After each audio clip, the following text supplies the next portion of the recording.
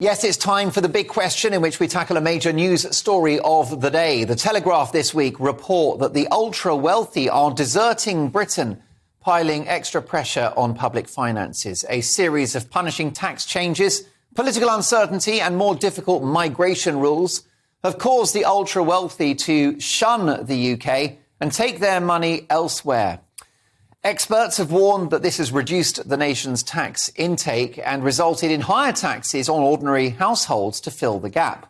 According to analysis by migration consultancy Henley and Partners, the country has seen a net outflow of 12,000 wealthy individuals, those with assets and cash of more than £800,000 since 2017, with 1,500 rich individuals leaving last year alone.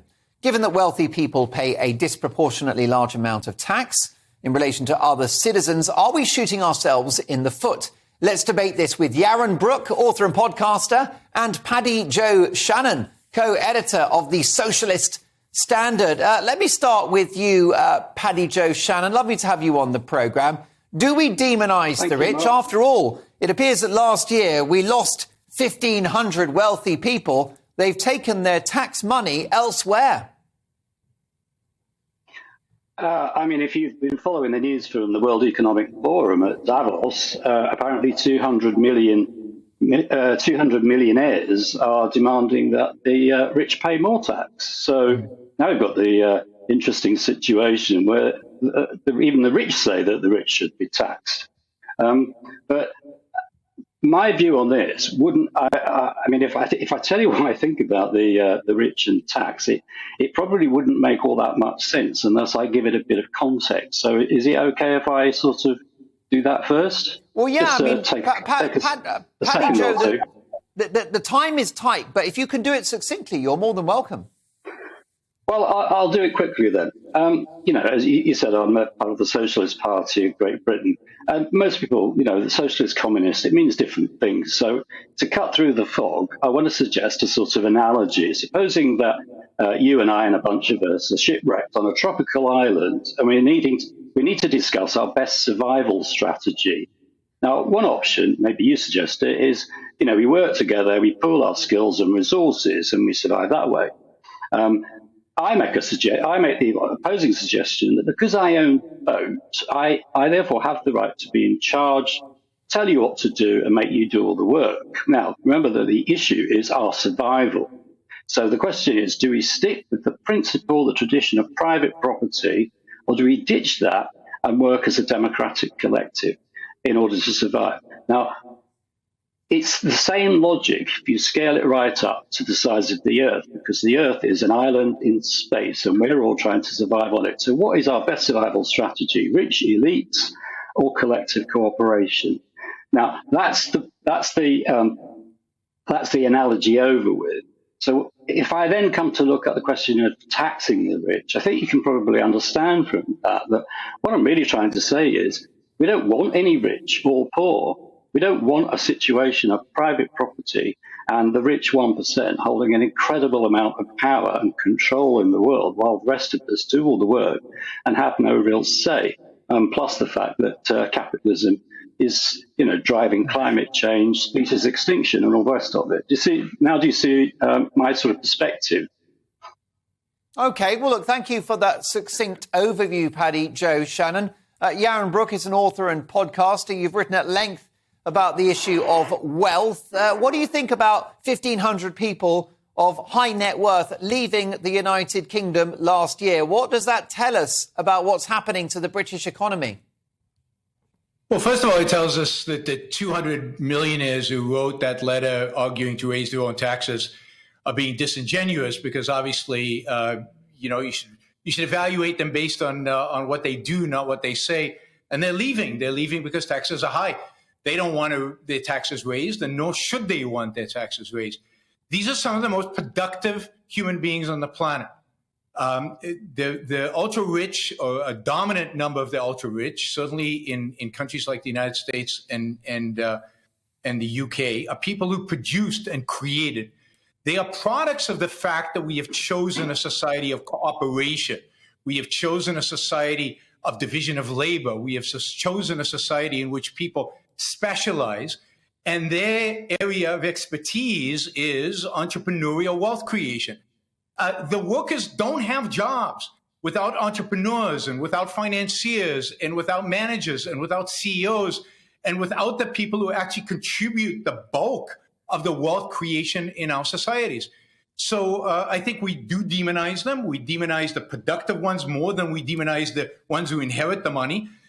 We're much more favorable towards the royal family in England, it seems to me, than we are favorable towards the entrepreneur who builds his wealth and creates his wealth and is actually employs people and changes the world.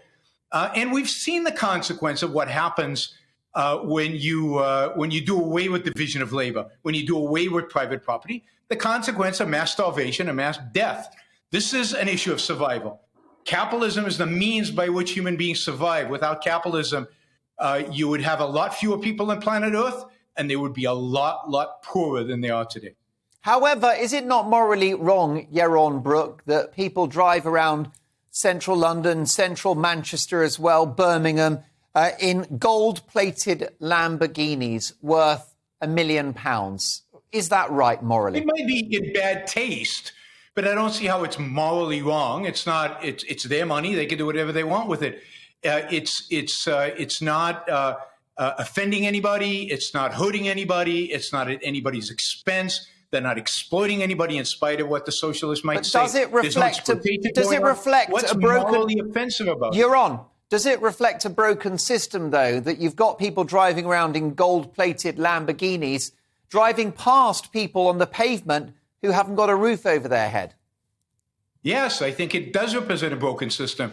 It represents the fact that there's so many people in England today that don't have jobs and don't have jobs where they're productive enough to make a living wage.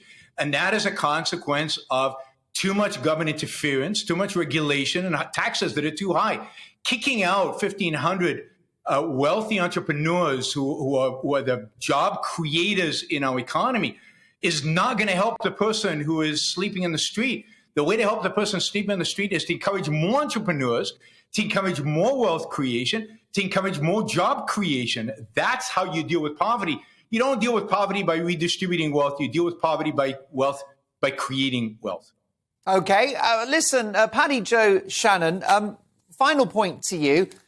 I think the socialist utopia is some way off. So can we just talk about where we are today, Paddy, Joe, and the fact that those people driving around in Lamborghinis, well, they spend a lot of money when they're in this country. They pay a lot of tax. They create jobs. They often invest. How is it good news for the NHS, for policing, for nurses, for teachers, for public investment if they leave the country? How does that help the public sector? Well, it probably doesn't. I mean, my view is if people want to tax the rich and you more, because they do pay tax, but people want to tax the rich more, knock yourselves out. From my point of view, we've done that, and they're leaving, Paddy, Joe. So how does that work? How is that good for poor people? How is that good for the public sector? I think that I'd like to pick up a point that was made earlier, which is a sort of assumption you see a lot, which is that the rich create wealth. I mean, the rich provide the money for jobs and all that sort of thing, but where did they get the money? Well, from previous profits. Money doesn't create wealth. People do by working. It's workers that create wealth. That's the basic. All wealth is created by the labour of human beings. If you take a bag of coins and stick it in a field and wait for 2 weeks, it's not going to build you any factories or any hospitals. It's human beings that create wealth. So what we need in the world to create wealth is workers. We don't need the rich.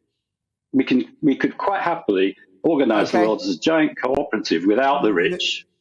There are no workers without entrepreneurs and people who have ideas. What creates wealth are ideas and the ability to organize workers to do the work. They don't self-organize. It's never happened, never will happen. OK, well, look, a fascinating debate. This show is all about opinions. Paddy, Joe, Shannon, it's been brilliant to have you on the show. I do hope you'll come back and see us again soon. Fascinating conversation. Co-editor of the highly respected Socialist Standard. Bit of an iconic tome, that is. Do give it a look if you've got time. And a good friend of mine, Yaron Brook, of course, one of the most popular talk show hosts in America. Check out his YouTube channel. He's got a gazillion subscribers. Author, podcaster, you name it. We'll see you again soon. Yaron,